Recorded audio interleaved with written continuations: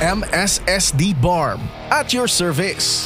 Assalamualaikum at magandang araw mga kabangsamoro.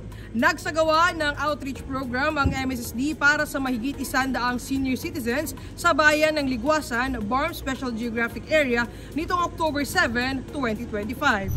Ang outreach program ay bahagi ng Elderly Filipino Week celebration kung saan nag-abot ng iba't ibang tulong at serbisyo ang MSSD sa mga nakatatanda.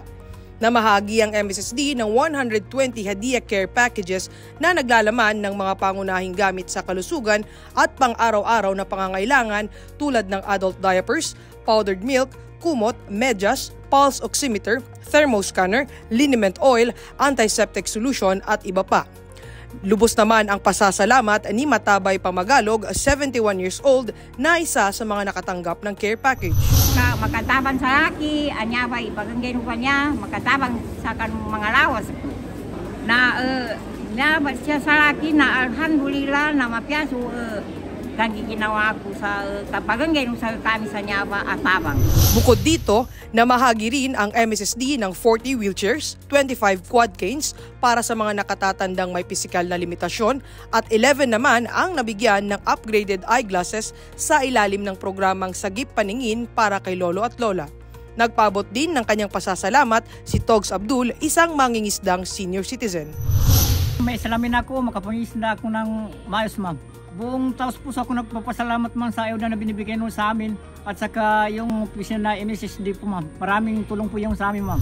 Bawat benepisyaryo ay tumanggap din ng family food pack na naglalaman ng 25 kilo ng bigas at iba pang grocery items bilang dagdag na tulong sa kanilang pang-araw-araw na pangangailangan. Nagkaroon din ng orientation tungkol sa mga karapatan, benepisyo at mga programang maaaring ma-avail ng mga senior citizens sa ilalim ng MSSD na pinangunahan ni J. Marsali, focal person ng Older Persons and Persons with Disabilities Welfare Program.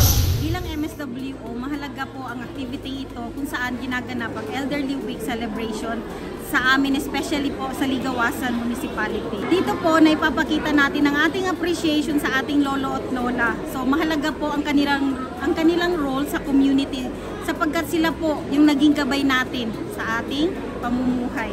So kung ang kabataan ay pag-asa ng ating bayan, ang matatanda po sila po ang gabay ng ating kabataan. Sa tulong ng Kadulong Hospital at Cruzado Hospital, isinagawa rin ang libreng medical check-up at pamamahagi ng gamot bilang bahagi ng serbisyong pangkalusugan ng aktibidad. Naglagay rin ang MSSD ng 2 help desks, isa para sa B-Cares program at isa naman para sa Social Pension Program for Indigent Senior Citizens o SOCPEN program upang mas mapadali ang pag-access ng mga senior citizen sa mga serbisyong kanilang kailangan, lalo na sa aspetong medikal. At yan ang ating update mula dito sa BARM Special Geographic Area. Sa ngalan ng MSSD Regional Communications Team, ako po si Jiday Lokman ng Bangsamoro Muna, MSSD at your service. MSSD para sa Bangsamoro.